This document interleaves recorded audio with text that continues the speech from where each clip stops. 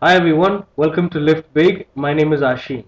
Today's training video is going to be about converting a bad workout into a good workout. So let's say that you're doing back squats. Last week you did 3 sets of 5 reps with 225. This week you're going to do 3 sets of 6 reps with 225. So you're just adding a rep. Let's say so this is your target, 3 sets of 6 with 225. And now as you're warming up, you feel that the weight of your warm-ups is heavier and more difficult to move than it was last week.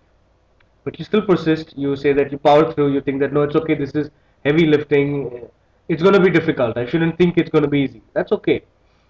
So you keep pushing through, and then you get to 225 and you fail, and now you're stuck. You're like, okay, so this workout has gone to shit, but it's not. Don't panic. It's not a lost workout. The solution is very simple. So you fail 225 right from the get go. So this means that it's an overall lack of preparation. Whether it's mental or not is beside the point. I'm not going to get into the how or why your workout failed. I'm going to talk about what you're going to do once it failed. So you fail 225. A lot of people would just attempt it again, but don't be bullheaded. You failed 225. It wasn't something small like, oh, my breathing was off. It's something more. It's something bigger. So first, back off the weight. So drop. I'm not saying go back to the drawing board and start from scratch. No, but go from 225 to 135, and do a few sets with 135. I'm gonna call this speed work, but this is not the type of powerlifting speed work that powerlifters do. I'm not interested in dynamic effort for that part. All I care about is that you take a certain weight which is lighter than your main set, and you try to do as many fast reps as possible with it, because in the beginning of your workout, whatever speed you have is going to pay off in terms of brute absolute strength towards the end. So you take 135. Let's say you do 2 sets of 3 reps. Oh no, that's too much. Let's say you do 3 sets of 2 reps. Uh, you take 135 for 3 sets of 2 reps. You take 155 for 2 reps. You take 185 for again 2 sets of 2 reps.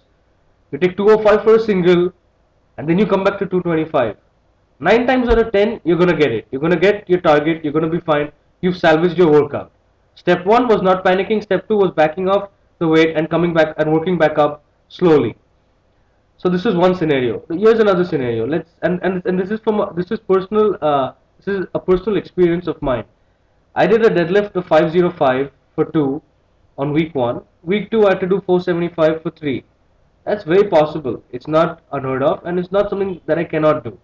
It's something that I can do, and I was expected to do 475 for 3. However, during my warm-ups, everything felt fine. Warm-ups felt as good as they do any other time. I woke up to 475. I start pulling 475, and I gas out on after the first rep. I just can't do it. And so what do I do in that situation? I know for a fact that there's something that is off. I'm not able to brace my core. I'm not getting my abs tight enough. I'm not getting the that sensation that I'm very stable from the get-go. So I work back. I strip off the bar of 475. I go to 405. At 405, here's a small trick that Eric taught me. You know the bands that we use for banded deadlifts or banded squats. These resistance bands. He told me to double loop a resistance band and tie it around my waist, as if like how I do if I was wearing a belt. I don't wear a belt when I train. So I took a band, double looped it around my waist, so it had some tension, which means that when I brace my core, when I push my core out, there's going to be tension added to the band, and then the band is going to get tensed up, and I'm going to feel that okay, this band has gotten tighter, so for sure my core is tight. So he made me do this. I went back to 405. It was fine. 425 felt better. 455 was a breeze, and then I got 475 for 3. It was a successful workout. I panicked initially, and that's a flaw that I have. I tend to panic, but I'm getting better at it, because the thing is with strength training, almost all the time you may have a plan but it's never set in stone.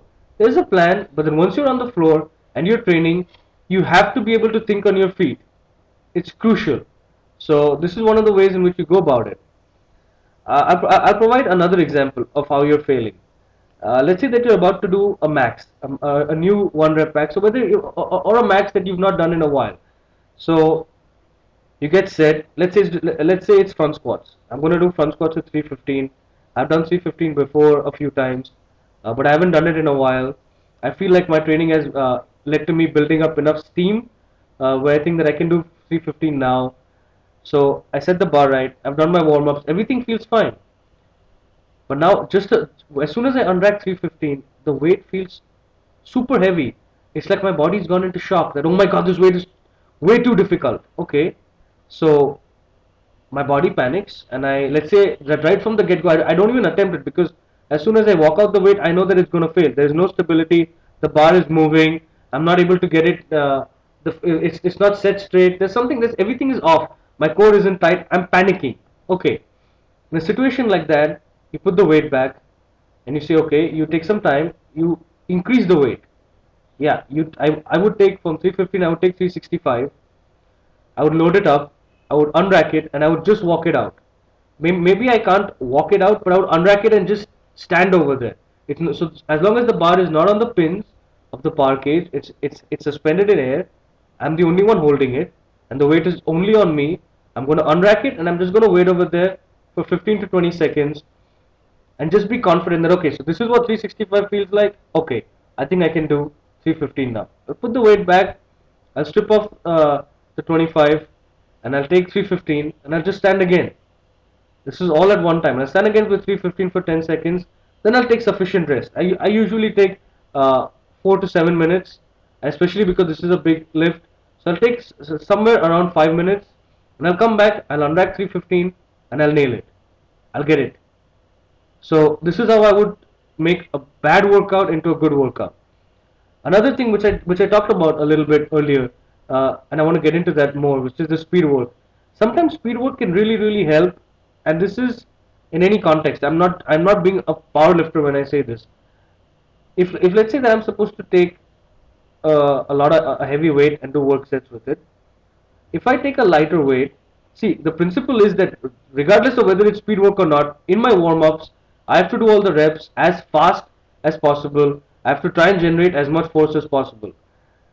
But so this is a constant. But in addition to this, let's say that I say that, okay, this is a bit difficult. 455 for reps on deadlifts is difficult. Let me take 365 and do 2 sets of 1 rep, or no, 3 sets of 1 rep. But I'm going to focus on really pulling the bar off the floor, like really ripping it off. So that's what I'm going to spend my energy on forcing the bar up off the floor as fast as possible. And I do this unofficial speed work during my warm-ups. That's fine. That's a great way to approach a heavy lifting sometimes. It's not something that you can do every single time. It's not something that you need to do every single time. But it's on days when you feel like you're very sluggish and lighter weights they're not moving as fast as they should. See, there's one thing about feeling, and one thing about how you feel when you're lifting. It's another thing about what it looks like, and the third thing is what the numbers are. But let's say that there's something that's off, and you're not able to put your finger on it. So you throw in the speed work. It helps. So in this case, it's a preemptive thing to avoid a bad workout, because most of the time when you do this, it'll help.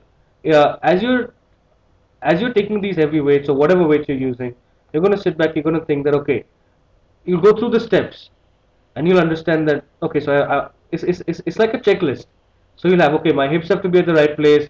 I got to be gripping the bar really hard. Arms have to be locked out, etc., etc. You'll have a whole checklist, but then it's better to go through this checklist during your warm-ups than on your main sets. On your main sets, there's no difference in your form between a warm-up and a main set, a work set. You cannot micromanage your form. As the weight gets heavier, micromanaging becomes more and more detrimental and more difficult to do. So you got to really get into the movement, get comfortable with it, and make it instinctive. So this is how you go about that process. And don't worry if you're having a bad workout, if everything is falling apart. Once in a while, it may just happen that you're actually having a really bad day.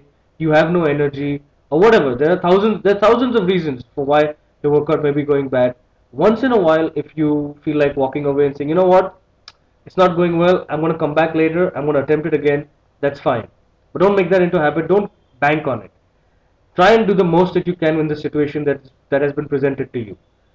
And one other thing I want to say before I end this little podcast is that if you're having a workout where you're failing, no matter what you do, you're still failing consistently, don't end on a failure ever for anything. You always, if let's say you're failing, even if you're failing at a 225 pound squat, back off the weight, take 135. if needs be. Take 135 and try and do 5 reps, 6 reps, do 2 sets, 2 light sets of 5 reps, and then call it a day.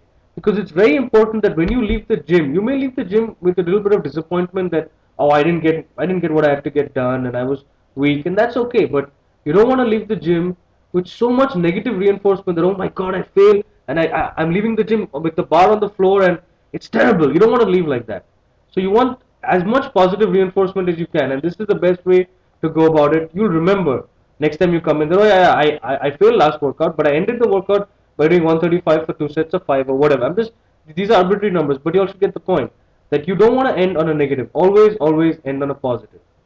And having said that, thank you very much for watching this video. Please subscribe to my channel. Thanks.